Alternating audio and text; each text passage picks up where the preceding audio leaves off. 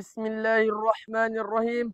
Rabbi shrah li sadri wa yassir li amri wahlul 'uqdatam min lisani yafqahu qawli.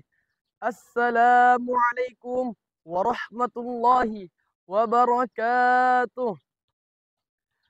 Alhamdulillah, alhamdulillahilladzi arsala rasulahu bil huda wa dinil haq liyuzhirahu 'alad dini kulli walau karihal musyrikun.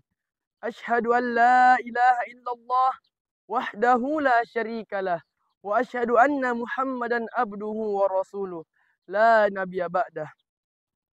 Amma ba'd.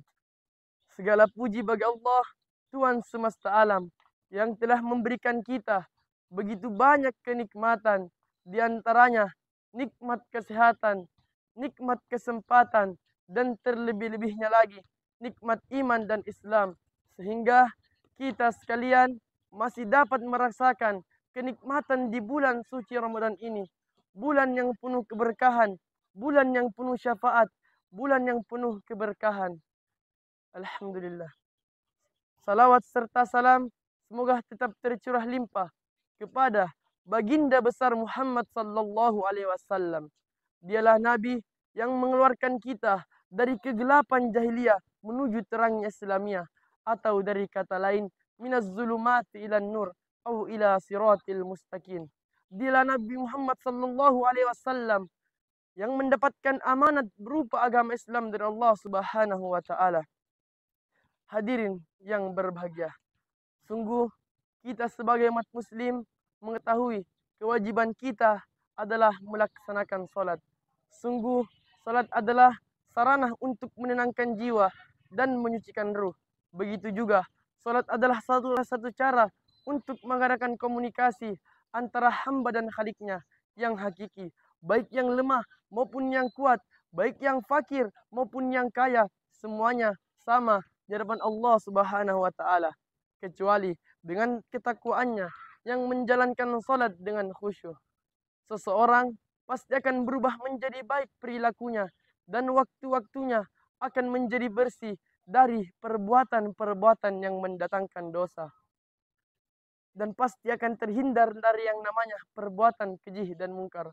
Allah Subhanahu wa taala berfirman di Quran surah Al-Ankabut ayat 45 yang berbunyi, A'udzu billahi minasyaitonir rajim. Innas salata tanha 'anil fahsya'i wal munkar wala dzikrullahu akbar. Sesungguhnya salat dapat mencegah perbuatan keji dan mungkar, dan mengingat Allah lebih besar keutamaannya dibanding ibadah-ibadah yang lainnya. Hadirin yang berbahagia, sungguh sebagai orang yang beriman mendapatkan kewajiban dari Allah Subhanahu wa taala mulai pagi sampai sore, mulai dari sebelum terbitnya matahari sampai sudah terbenamnya matahari.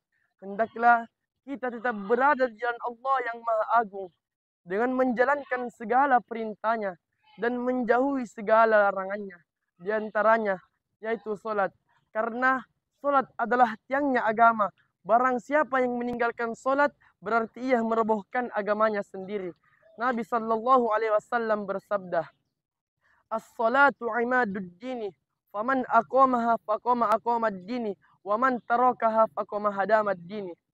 Sungguh salat adalah tiangnya agama, dan barang siapa yang mendirikan salat berarti ia mendirikan agamanya, dan barang siapa yang meninggalkan salat berarti ia merobohkan agamanya sendiri. Hadirin yang berbahagia, dosa orang yang meninggalkan salat akan dimasukkan ke dalam neraka sakor.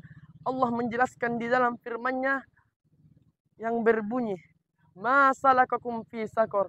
Dan apa yang menyebabkan kalian masuk ke dalam neraka sakor? Lalu mereka menjawab, qalu lam naku minal musallin.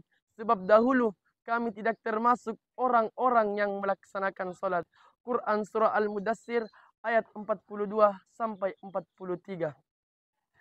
Dan tidak ada alasan untuk meninggalkan salat. Lantas apa perbedaan kita dengan orang-orang kafir apabila kita seorang hamba orang muslim masih saja lalai akan salat kita? Nabi sallallahu alaihi wasallam bersabda, "Bainal abdi wa bainal kuffari tarkus shalah." Di antara seorang hamba orang Islam dan orang kafir, letak perbedaannya adalah orang yang senantiasa meninggalkan salat. Kedua, membaca Al-Quran. Al-Quran adalah kalamullah, berisi tentang firman-firman Allah. Jadi hendaklah kita senantiasa mengkaji, membaca, memahami, serta mengamalkan firman Allah. Nabi sallallahu alaihi wasallam bersabda, "Khairukum man ta'allama al-Qur'an wa 'allamahu." Sebaik-baik kalian yang mempelajari Al-Qur'an dan mengajarkannya. Hadirin yang berbahagia.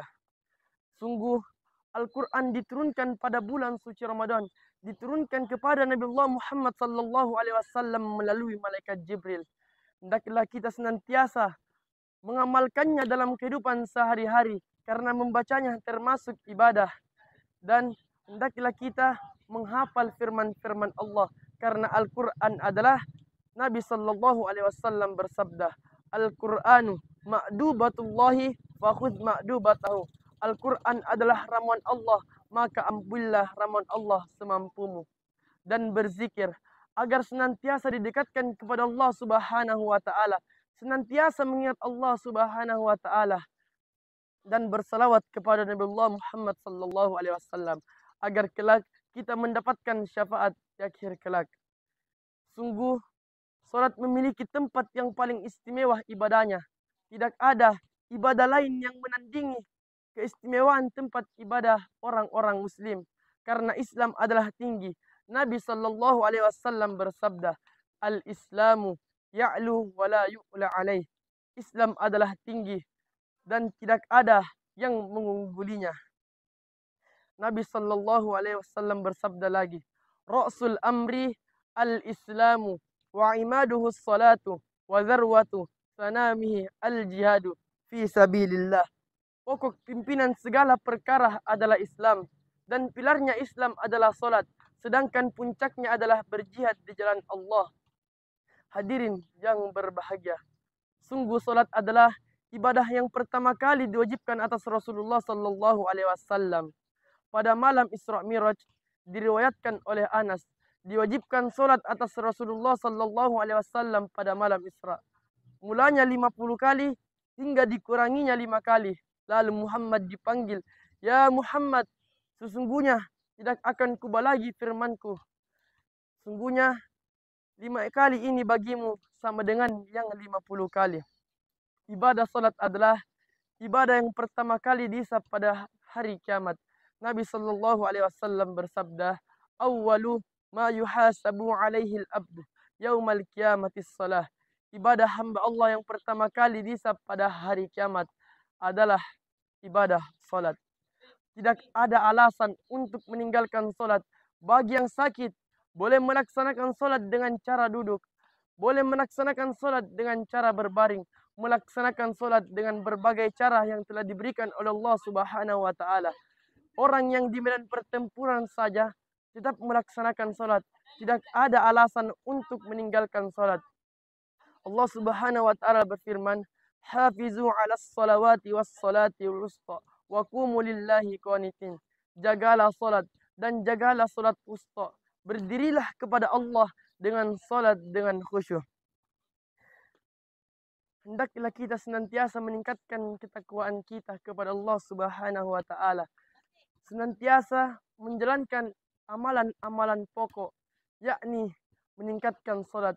Meningkatkan salat tidak hanya sekedar menjalankan salat-salat fardu saja, tapi dengan menjalankan